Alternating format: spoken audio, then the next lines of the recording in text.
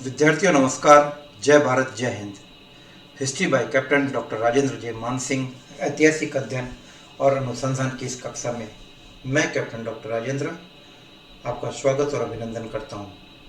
विद्यार्थियों, मेरी आज की कक्षा राजकीय डूंगर महाविद्यालय बीकानेर के बीए पार्ट तृतीय के विद्यार्थियों के लिए है। और विद्यार्थियों, अध्ययन और अनुसंधान की श्रृंखला के अंतर्गत मैं आज आपसे एक ऐसे टॉपिक पर बात करने वाला हूँ जिसका संबंध आपके द्वितीय प्रश्न पत्र से है, यानी भारत के सांस्कृतिक इतिहास से। चूंकि शीघ्र ही आपकी परीक्षा संभावित है, तो मेरी कोशिश यह रहेगी कि मैं आपसे उन बिंदुओं के बारे में विशेष रूप से गहराई से और तथ्यात्मक तरीके से आपको समझाने की कोशिश करूं, जो आपकी परीक्षा की दृष्टि से काफ़ी उपयोगी है। विद्यार्थियों, इस श्रृंखला के अंतर्गत मैं आज आपसे बात करने वाला हूँ भारतीय संस्कृति की विशेषताओं के बारे में। विद्यार्थियों, जब भी हम संस्कृति शब्द की बात करते हैं तो मैं आपको बता दूं कि संस्कृति एक व्यापक शब्द है। संस्कृति एक ऐसा शब्द है जो जीवंतता का पर्याय है, जो निरंतरता का पर्याय है, जो निरंतर परिवर्तित होते हुए जीवन मूल्यों का पर्याय है। संस्कृति एक ऐसा तत्व है जिसके अंदर बहुत सारी बातें, बहुत सारे विचार समाहित हैं। जिस जिस कालखंड से, जिस जिस मानव समूह से प्रभावित होकर सांस्कृतिक विकास का दौर गुजरता है, उन सभी से संस्कृति प्रभावित होती है। इसीलिए इकबाल ने कहा था, कवि इकबाल ने, कारवां आते गए और हिंदुस्तान बनता गया। कहने का मतलब यह है कि आज हम भारतीय संस्कृति के जिस स्वरूप को और जिस परिवेश को देख रहे हैं, वह ताना बाना, वह ढांचा विद्यार्थियों 1 साल में नहीं बना, 10 साल में नहीं बना, 100 साल में नहीं बना, बल्कि इसके पीछे काम कर रही थी सैकड़ों सहस्त्रों वर्षों की अनवरत विचार प्रक्रिया, अनवरत मानव समुदायों की प्रतिक्रिया, संघर्ष और प्रतिसंघर्ष का इतिहास, विविध मानवीय समुदायों और सांस्कृतिक समुदायों के पास आने की क्रिया और प्रतिक्रिया, ये सारी चीज़ें मिलकर संस्कृति के स्वरूप को निर्धारित कर रही थी। भारतीय संस्कृति के स्वरूप को समझने के लिए विद्यार्थियों, यदि आप रविंद्रनाथ टैगोर, जिनको 1913 में अपनी साहित्यिक रचना गीतांजलि के लिए नोबेल पुरस्कार मिला था, तो आप विद्यार्थियों, आप उन रविंद्र द्वारा रचित गीतांजलि का अध्ययन करें तो आप पाएंगे कि गीतांजलि में गुरुदेव ने क्या लिखा है। वो क्या लिखा है कि क्या आर्य, क्या अनार्य, क्या शक, क्या यवन, क्या हूण, क्या कुषाण, क्या मंगोल, ये सभी यहाँ आए और भारतीय संस्कृति रूपी अगाध और अनादि समुद्र में विलीन हो गए। जिस प्रकार से छोटी छोटी नदियाँ और नाले एक विशाल रत्नाकर में, एक विशाल समुद्र में समाहित होकर अपने अस्तित्व को खो देते, ठीक वैसे ही भारतीय संस्कृति को परिवर्तित किया है विविध विचारधाराओं ने, विविध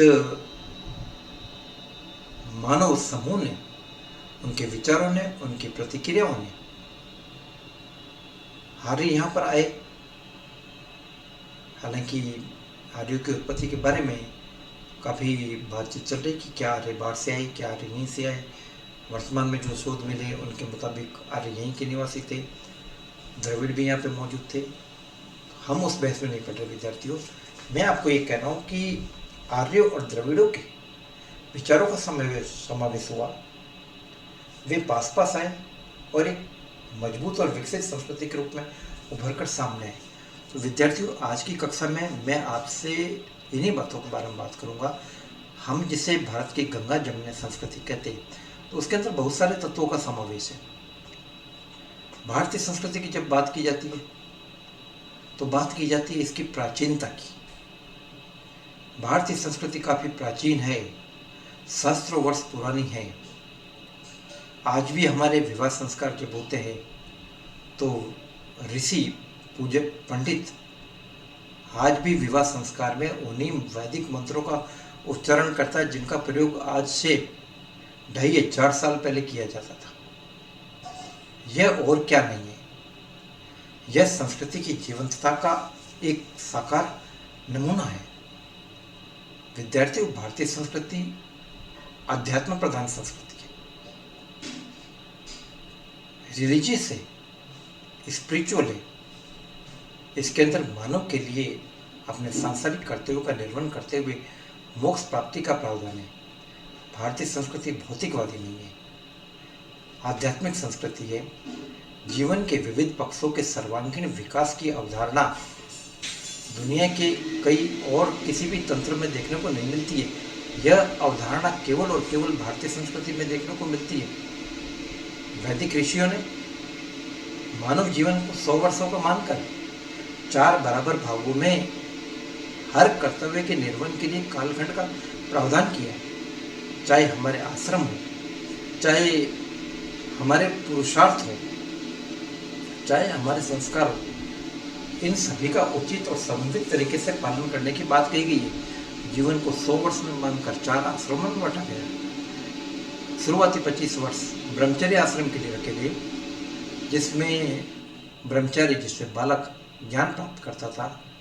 ज्ञान सैद्धांतिक ज्ञान भी होता था, शास्त्रों का ज्ञान भी होता था और व्यवहारिक ज्ञान भी होता था, जिससे कि वो अपना जीविका निर्वहन कर सके। दूसरा 50 वर्ष तक का दूसरा कालखंड गृहस्थ आश्रम को होता था, जिसमें व्यक्ति के लिए उचित धार्मिक रीति से, उचित नैतिक तरीके से अर्थ और काम के सेवन का प्रावधान किया गया। और सभी आश्रमों में गृहस्थ आश्रम को काफ़ी महत्वपूर्ण माना गया और कहा गया कि यथा वायुं समाश्रित्य वर्तन्ते सर्वजन्तव तथैव समस्तैव प्राणी आश्रम आगत्य च। कहा गया कि जिस प्रकार से वायु पर सभी प्राणी आधारित रहते हैं, ठीक उसी प्रकार से सारे आश्रम गृहस्थम आश्रम आगत्य च, सारे आश्रम गृहस्थ आश्रम पर ही आधारित है। गृहस्थ आश्रम ही मनुष्य के कर्म का आधार है और गृहस्थ आश्रम के आधार पर ही सारे के सारे टिके हुए। और गृहस्थ आश्रम में व्यक्ति के लिए नैतिक तरीके से अर्थ और काम के सेवन की प्रावधान की गई है। नो डाउट अर्थ महत्वपूर्ण है, काम महत्वपूर्ण है, लेकिन हमारी संस्कृति के नियंताकारों ने, हमारी संस्कृति के प्राविधिकारों ने यह प्रावधान कर रखा था कि धन की अर्थ और काम का सेवन नीति आधारित होना चाहिए। वे किसी भी ऐसे अर्थ अर्जन का समर्थन नहीं करते थे या किसी भी ऐसे काम के सेवन का समर्थन नहीं करते थे जो अनैतिक हो। खुद महाभारत में भगवान कृष्ण ने युधिष्ठिर से कहा कि मनुष्य को ऐसे अर्थ और काम का सेवन करना चाहिए जो नीति पर आधारित है। तो इस कालखंड में जो 50 वर्ष तक का था, 25 से लेकर 50 तक का था। फिर वानप्रस्थ में व्यक्ति अपनी जिम्मेदारी से निर्वस्त हो जाए, समाज के कल्याण के लिए काम करें। संन्यास आश्रम में व्यक्ति अपने नैतिक और आध्यात्मिक कल्याण के लिए काम करें। तो जीवन के विविध पक्षों के संतुलन और विकास की जो अवधारणा आश्रमों के रूप में और पुरुषार्थों के रूप में भारतीय संस्कृति में निर्धारित की गई है, वो इस संस्कृति का एक महत्वपूर्ण अंग है। और विद्यार्थियों, इस प्रकार की विशेषता कहीं भी देखने को नहीं मिलती।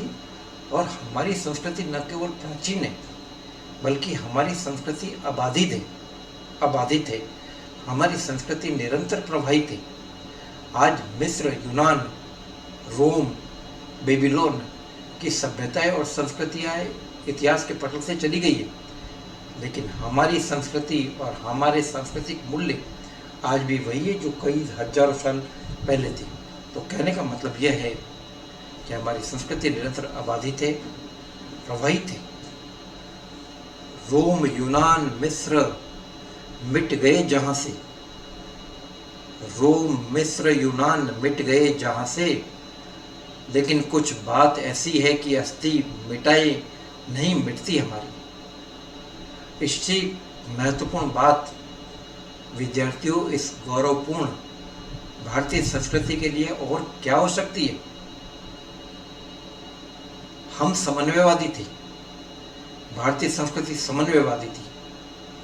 हर अच्छे विचारों को ग्रहण करना इस संस्कृति की विशेषता थी।